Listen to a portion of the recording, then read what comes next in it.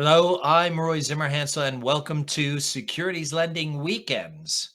Today is part 2 of my review on the Distributed Ledger Technology panel from the recent Securities Finance Technology Symposium.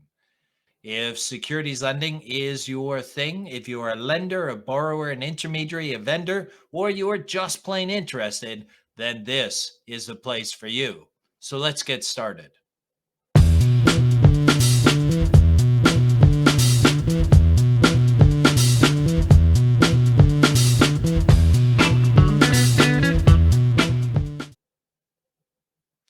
Hello, I'm Roy Zimmerhansl, and this is part 2 of my review on the Distributed Ledger Technology panel from the recent Securities Finance Technology Symposium. This is overall my 5th video on the forum, and this is the last one of the series. So I'm going to go through and talk about some questions from the audience, see what they were raising to the panelists, as well as really hearing what all of the panelists talked about with their developmental stages. So without any further ado, I will get started. Here's the slide deck. As I said, this is part 5. Today is 52 videos, 52 weeks. That's taken me actually 55 weeks to do. But I think that's a pretty good track record. I hope you've gained a lot of information about the securities lending business and related areas over the past year and enjoyed my commentary. Today is the final review of the panel on distributed ledger technology. Frankly, there was so much information in that one panel session that I've had to split it up across 2 sessions. As I said, there'll be a link for the first video on the first half of the DLT panel in the link below and hopefully on screen now. And today we're going to be looking at 2 audience questions. Is tokenization the future for stock trading? And a question about what does the collateral ecosystem of the future look like? Panelists shared their views on those 2 questions. And then Bob Currie from SFT asked each of the respondents or each of the panelists to talk about their developmental next steps and where they see DLT 3 years from now. As usual, these videos are for an educational and hopefully entertainment purposes only. Always seek a professional for advice before entering or making decisions on these markets. The panel, just as a recap, Bob Currie from Securities Finance Times was moderator, Richard Glen from HQLAx, Michele Hillery from DTCC, Paul Pirie from JP Morgan, Matt Wolfe from OCC, and Michael Brown from Clifford Chance. If these videos have been helpful to you, then please give us a thumbs up on whatever platform you're watching it on. If you want to get access to all my videos, don't forget to subscribe. And if you want to be advised each and every time I post a new video, then make certain you click on the bell and you'll get a notification as and when I post new videos. So the first question from the audience was, do you think tokenization of stocks is the future of buying and selling stocks in the DeFi world? And look, that's a great question. Certainly, I think one that many people have asked questions about, or many people be interested in that. And each of the panelists shared their views on that. I think Paul made a great starting comment, which is DLT types. It really covers potentially a massive range of assets that can encompass new assets or representations of existing assets. And I think the approach certainly that JP Morgan has taken and they were talking about was they're trying to avoid a new security. And the token in this instance is really representing an existing asset. So it's creating the representation of an existing asset, the underlying asset that's actually being referred to. So I think that's really the question. Paul described many different potential applications for tokenization, but specifically focusing on mobilizing securities for collateral. He gave an example of being able to tokenize a building and selling off pieces of that. And that's certainly something that I've heard many people talk about, but I think that's really a long way off. And I think the comment from Paul was that really what you're trying to do is improve the efficiency of the underlying asset by converting it into this token and using the token as a way of avoiding the kind of pitfalls that exist in the legacy world with respect to timing and settlement and finality. So while there are other powerful applications potentially in the future, that might be quite a long way off, even if the value is that they'll create greater liquidity for many different assets. Michele then came in and she was talking about, in this case, when we talk about tokenization, we're talking about a representation of existing assets that weren't issued digitally. And again, really echoing that theme that you're not trying to create something new. It's just the representation of that asset and using that to build efficiency. And she threw out some amazing statistics here. In the cash markets, she talked about volumes being 2 to 300 million transactions a day, with 15,000 transactions per second at peak moments around the opening and closing times. And so the reality is that maybe the technology isn't there today. Who knows about the future, but that's just too big for the environment that we're in today. She did, however, caveat that and say that if you have digitally native assets and you start and create from that, then maybe that might be a different case. Of course, that wouldn't necessarily carry the same kind of peak volumes that you would for traditional assets in the market today. Bob was talking about the focus on looking at less liquid assets that you can fractionalize and trade in smaller amounts. So the idea is taking, again, the existing assets, making them more accessible, and that wouldn't necessarily carry that avalanche of transaction volumes. However, Matt did make a really good point. Access clearing, they've currently tokenized securities and they're trading today.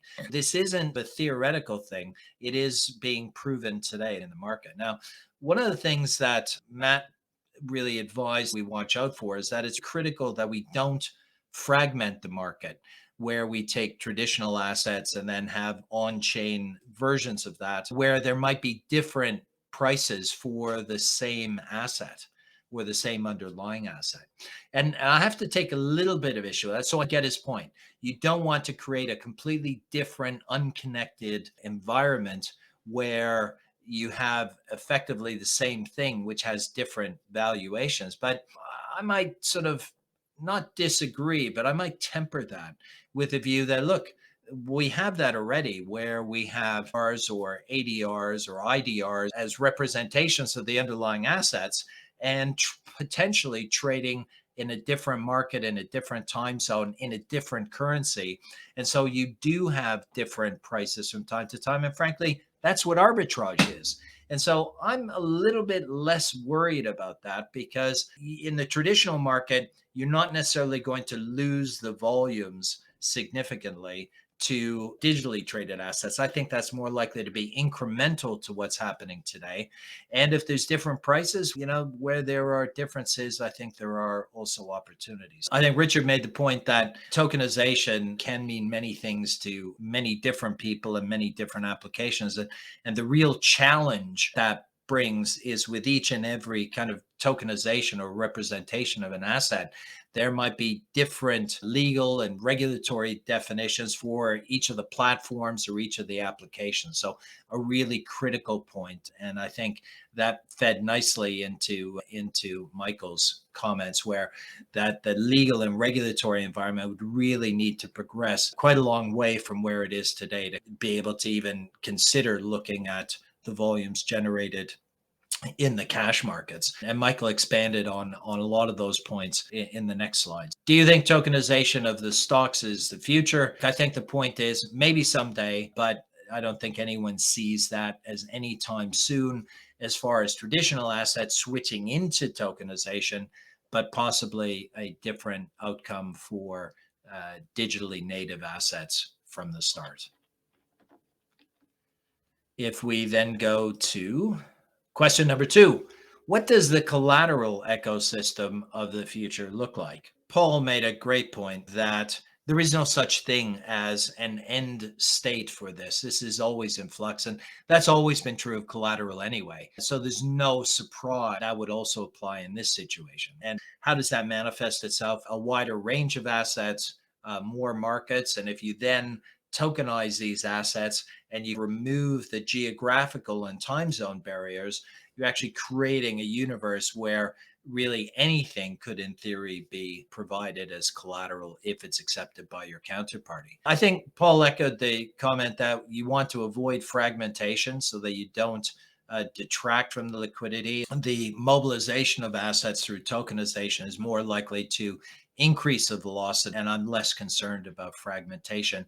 But yeah, great point that he made. As long as there's interoperability, that will be less of an issue. And he went on quite a good little story talking about the large institutions in this business, so the banks and dealers and some of the largest investment institutions, that they can and do play a really important role in enabling these tech firms to provide solutions to the industry. This isn't an industry that evolves quickly. This might be the paradigm that actually gives an opportunity to rethink the process, but it's not without risk. And Paul was really saying that the big institutions really need to step up and leverage the technology provided by those vendors, those creative startups, and that will de-risk the process. And he really encapsulated it by saying, look, this is all about collaboration, that kind of interoperability question, and creating conditions for better competition. Richard talked about the whole process, that this transition from analog to digital is about continuous marginal improvement. What you're trying to do with each application is just make things a little bit better, a little bit more efficient. And he said one of the keys to that was making certain that the legacy systems for market participants could speak effectively with the digital systems. And he said one of the goals for their clients and market participants really is to eliminate failed trade transactions. He also expanded on that, talking about re-engineering workflows in the digital world to make post-trade much more efficient and effective. So rather than have a big bang change approach, the idea is how do you make things a little bit better with each new application? Matt made some great points talking about the timing differences between marking and valuation of collateral, or what the collateral needs are, until it actually gets delivered and settled. And that's an issue that everyone deals with every day. To the extent that DLT can improve that ecosystem, it's clearly a risk reduction exercise. And of course, he echoed the fact that firms always want to use the largest pool of assets as collateral as possible. That's traditional assets as well as digital assets. So again, no surprise here, but each layer of collateral brings its own complexity. He said one of the keys to making certain it's as smooth as possible is continuous regulatory engagement and education. And I think that's going to be particularly critical in this space. Michael had a series of questions then for us, that the reality is when you're taking collateral, your key objective for taking collateral is to protect your interests. So how do you take a security interest in these digital assets and these tokenized assets, and how they're held, whose order they're held to? How do you make certain it's enforceable if you need it?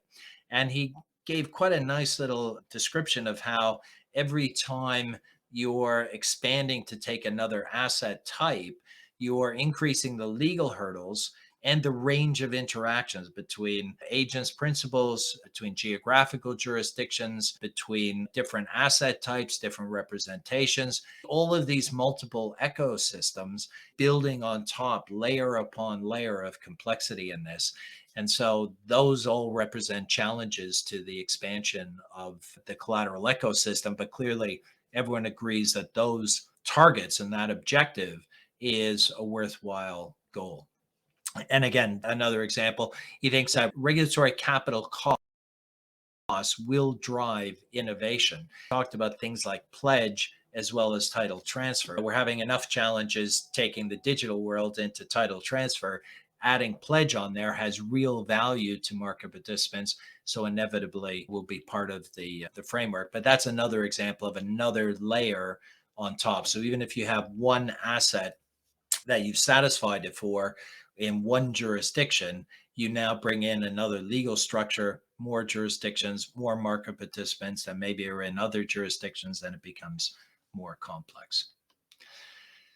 Finally, Bob asked everyone to talk about their next stages of development, what's on the agenda, and also to ask where they think DLT will sit in 3 years, starting with Richard. Richard was talking about a pathway to scale the use cases that they've been working on, and he talked about securities lending, collateral upgrade, downgrade trades, and of course, short covering.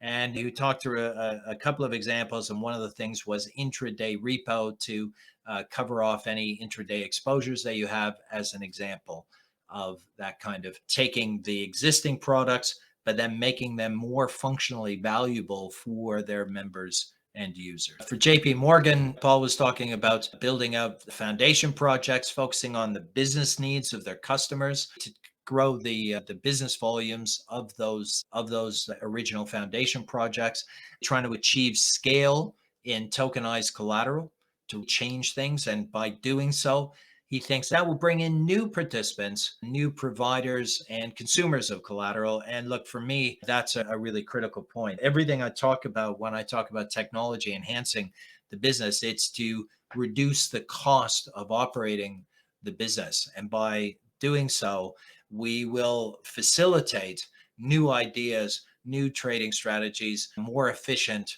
financing, and all of that makes it a better securities finance infrastructure. Michele was very clear, talking about expansion of these minimum viable products across their ecosystem. Remember, her point was securities finance is only a part of what their customers do, and for most firms, a small part of what they do. And so they have a number of these kind of DLT projects. And the idea is to take each of them, scale them up to help the users or their customers, members, whatever you want to call them, use it as a business expansion tool because of the efficiencies that it brings to them. Matt from OCC, very clear again, 3 years of production of a securities lending platform in a DLT environment. So look, a clear-cut measure, definitely valuable and meaningful to their members, and hopefully that will help push the transformation into a digital world. For Michael, it was very clear. It's all about increases the number of use cases, the number of products on platforms, and linking those platforms efficiently. If you go back to the original video or part one of my DLT review, one of the things that he talks about is that if you have an asset that's available on more than one platform and it has to go from platform A to B or platform to analog world or the other way around, that's where the friction and inefficiency and risk comes into it. So where assets are available on multiple platforms, it's linking those efficiently. And frankly, his real goal is to provide more answers than questions to his clients. If you want to learn more, I've been showing you the free primer on securities lending, which a lot of people have taken. We also have the paid course on Introduction to Securities Lending. We also have the same for repo. We have a free primer on repo from Professor Murad Chowdhury, a real expert on that. And then a repo course, the fundamentals of repo, from Jeff Kidwell. Possibly I could call him Mr. Repo, 12 lessons and an exam. And both the courses are available online and on demand. So if you want to learn more about the business, do the free primers and then think about signing up for the course. So in summary, the question is tokenization the future for stock trading? I guess the answer to that is not yet. The volumes in the cash equity markets are too high for the current technology. I made the point that tokenization is a broad topic, and so it covers a broad range of areas. But again, the reality that Paxos is doing it today. They are trading and clearing in a DLT space for tokenized assets. The final point from Michele was that for natively issued assets, it may be a different story. It may happen sooner. As far as collateral goes, the sequence of ongoing marginal improvement with respect to timing of being able to move assets by mobility of those assets, of the range of assets that can be covered. But that kind of expansion of the collateral ecosystem brings many layers of complexity. For each asset type you're bringing in, you may have multiple aspects that need to be checked out and considered and analyzed. So it's not a straightforward thing of just adding a new asset type. it's more complex than that. And then I think if I summarized everyone's comments on the next steps and where we're going to be 3 years from now, everyone's talking about building on a solid foundation. Everyone's talking about having more use cases and more use cases in production. And of course, finally, by then we should have some more answers than we do questions, which is where we are today. So that's it. Next week, I'm going to be doing part 53, finally getting around to the GameStop story after the original GameStop explosion and meme stock explosion in January of 2021. I'll do a recap on where we are today. That's it. That's everything. I hope you found that useful. I'm Roy Zimmerhansl. I'm your host, and I look forward to catching you next time.